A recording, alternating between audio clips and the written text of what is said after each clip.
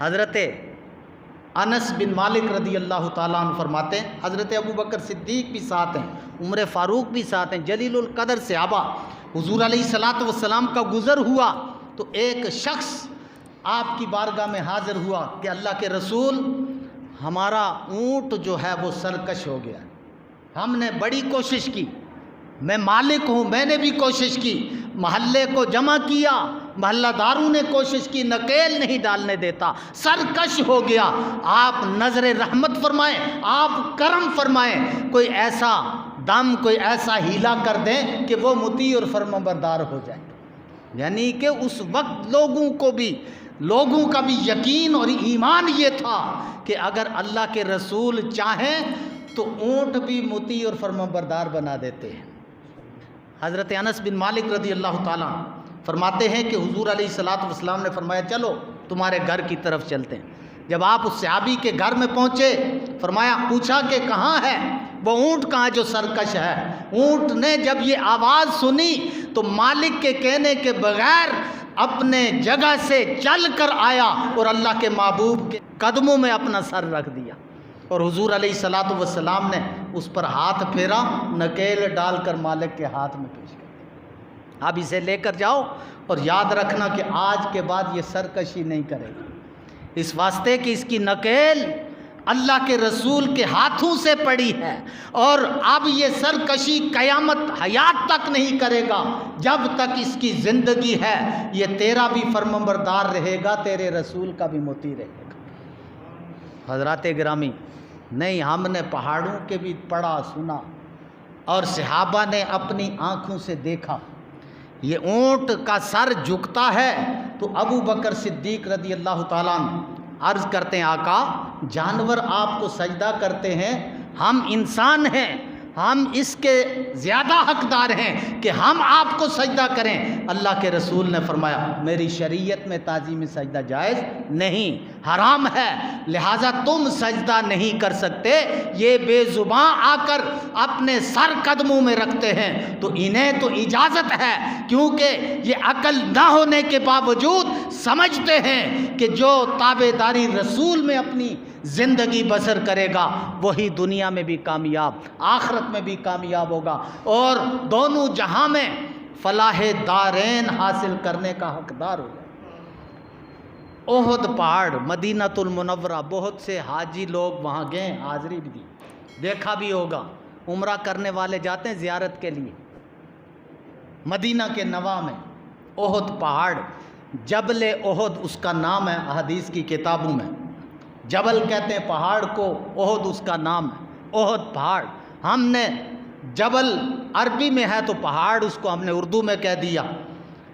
جبل احد پہاڑ ہے، اور یہ وہ پہاڑ ہے کہ جس نے ایک مرتبہ اللہ کے رسول کی بارگاہ میں یہ عرض کی تھی، جبریل امین آئے کہ اللہ کا سلام قبول ہو، اور اللہ کے رسول اگر آپ ارادہ فرمائیں، آپ یہ چاہیں کہ احد پہاڑ سونا بن کر جہاں آپ ہوں وہاں ساتھ ساتھ چلتا رہے، جب آپ کو ضرورت پڑے سونا وہاں سے لے کر فروخت کر کے آپ استعمال کریں، تو اللہ کے محبوب نے اس کے جواب میں جبریل امین سے یہ فرمایا تھا کہ الفقر فخری، اے جبریل میں دولت جمع کرنے کے لیے نہیں آیا، مجھے اگر فخر ہے کسی زندگی پر تو فقیری کی زندگی پر فخر ہے، کئی ہفتے چولہا نہ جلے مجھے فخر ہے، اور دن رات چولہا جلتا رہے اس میں اپنی کامیابی نہیں سمجھتا۔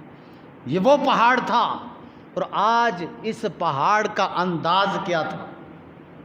وہ تو جبریل امین پیغام لے کر آئے، آج پہاڑ خود اللہ کے رسول سے یہ پیغام رسانی کر رہا ہے۔ آپ حضرت ابو بکر صدیق رضی اللہ تعالیٰ، فاروق اعظم، عثمان غنی، یہ تینوں صحابہ اکرام بھی آپ کے ساتھ ہیں۔ احد پہاڑ پر صحاح ستہ کی حدیث ہے، مفہوم بیان کرو۔ مشکات شریف کے اندر بھی یہ حدیث موجود ہے، خصائص کبریٰ کے اندر بھی اس حدیث کو نقل کیا گیا کہ اللہ کے رسول صلی اللہ علیہ وسلم اپنے صحابہ کے ساتھ جبل احد پر قدم رنجا فرمایا، آپ اس پہاڑی پر چڑھے، جب اللہ کے رسول اور 3 صحابہ اس پہاڑ پر چڑھے تو پہاڑ نے ہلنا شروع کر دیا. پہاڑ نے ہلنا شروع کر دیا. یہ میں سمجھا رہا ہوں آپ کو. پہاڑ حرکت کرنا شروع کر دیا, ہلنا شروع کر دیا.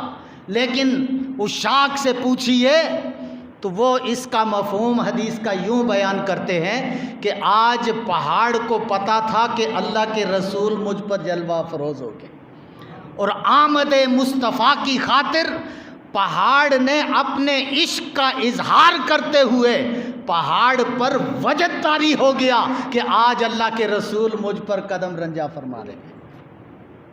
حرکت میں آ گیا, ہلتا رہا. اللہ کے رسول نے پاؤں کی ایڑی کی ٹھوکر ماری. حدیث کے کلمات اور الفاظ کیا ہیں؟ آپ نے فرمایا یا احد اسبت یا احد, اے احد پہاڑ ٹھہر جا.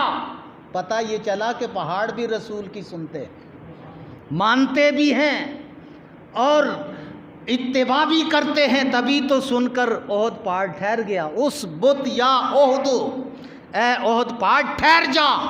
آپ کا یہ کلمہ تھا, ایڑی کی ٹھوکر تھی کہ پہاڑ کی وہ حرکت سکوت پذیر ہو گئی.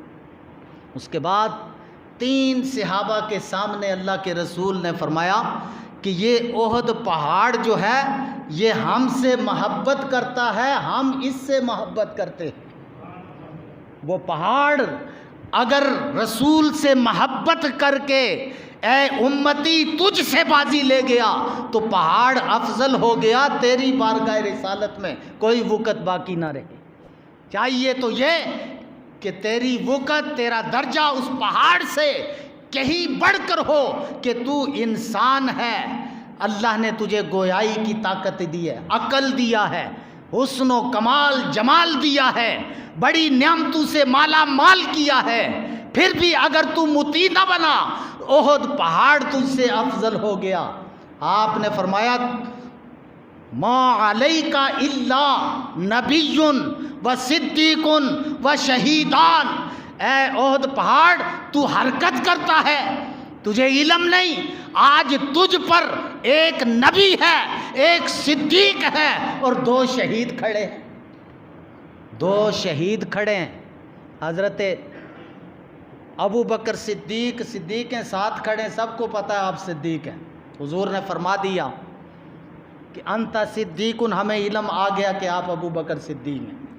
آپ نبی ہیں, پہاڑ کو بتا رہے ہیں. ہمیں پتہ ہے کہ آپ اللہ کے رسول ہیں, اللہ کے نبی ہیں. پہاڑ کو یہ بتایا. 2 باتیں ایسی آپ نے ذکر فرمائی کہ قیامت تک اہل سنت و جماعت کے عقیدے پر مور ثبت کر دی. فرمایا شہیدان, 2 شہید بھی تجھ پر موجود ہیں, ابھی ساتھ کھڑے ہیں, شہید نہیں ہوئے.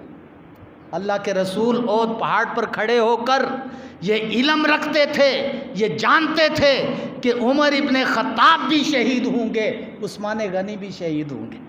اسی لیے تو پہاڑ سے کہہ رہے ہیں. اور پہاڑ یہ بات مان کر ساکت ہو کر, ساکن ہو کر, حرکت ختم کر کے اللہ کے رسول کی بات سن کر ایمان لے آیا کہ جو اللہ کے رسول نے فرمایا ابھی یہ زندہ ساتھ ہیں, جب رسول نے فرما دیا شہید ہیں تو کبھی نہ کبھی یہ شہید ہوں گے.